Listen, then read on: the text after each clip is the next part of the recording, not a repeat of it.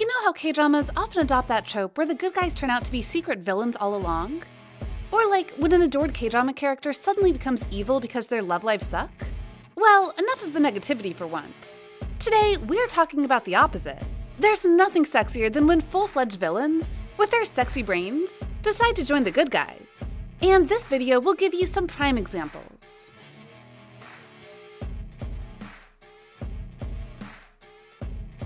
Number 1.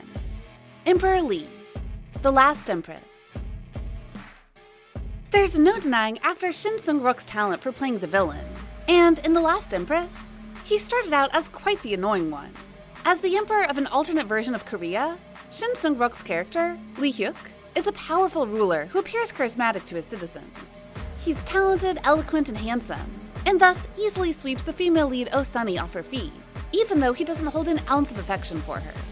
At the beginning of The Last Empress, we have seen this character do it all. He almost got rid of the second female lead, ready to get his hands dirty to cover up his crimes, and manipulated the female lead Oh Sunny for his own gain. In addition, he also makes Sunny into a scapegoat for his extramarital affairs, and would treat her poorly, while fooling around with the second female lead. However, as Lee Hyuk realizes the true faces of his lover, as well as the obsession of his mother, the Empress Dowager, he started to look at Sunny in a new light and reconsider his actions. It was pretty cute to look at him trying to gain Sunny's favor, his denials of feelings, and his struggles while wooing a commoner girl. His friendship with the male lead Na Wong-sik was also tight despite being a fraud, making for a rather complicated character that viewers feel torn between love and hate.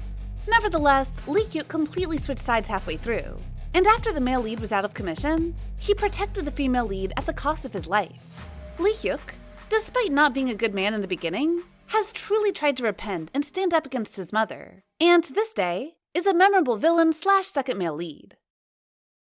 Number 2. So-yeol, Chief Kim. Okay, the comedy series Chief Kim is a rather funny case, seeing that both the protagonist and the antagonist turned over to the good side. The male lead, Sung-rong, for example, started out as a swindler, and ended up as Mr. Righteous who overthrows the corrupted company. Still, for this video, let's talk about So-yeol, who started out as the series' villain, and a sort of crony under a corrupt tycoon.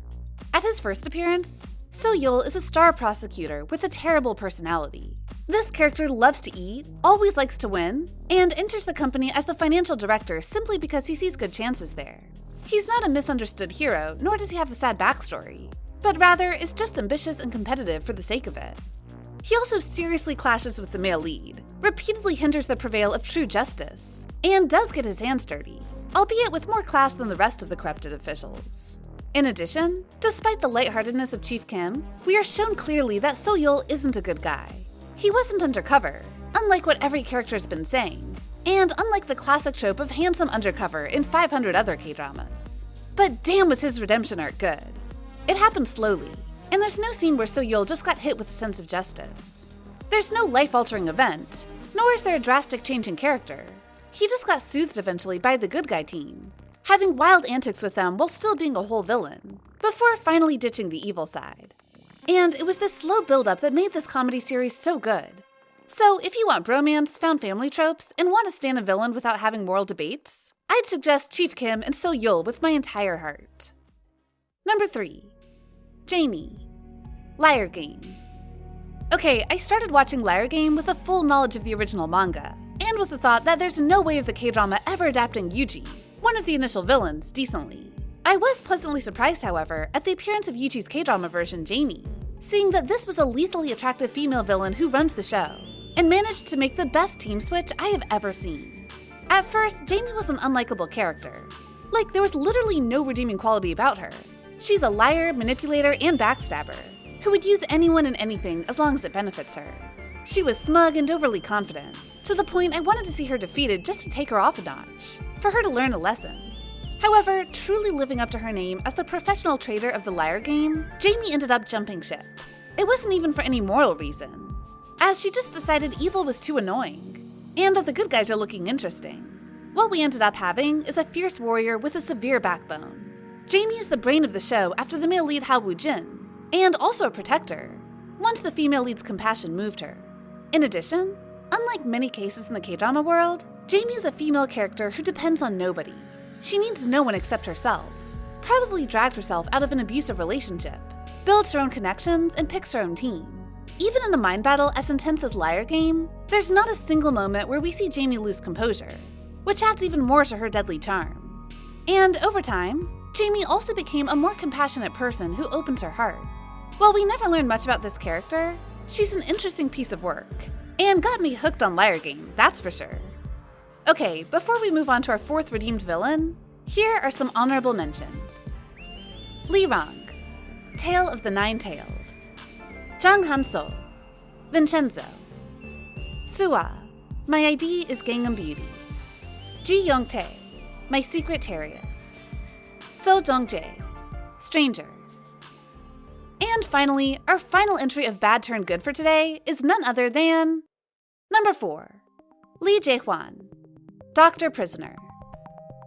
Okay, Lee Jae Won isn't the main villain, and in fact, another villain of the show, Sun Min-sik, also had a redemption arc, and is also one very well-written character.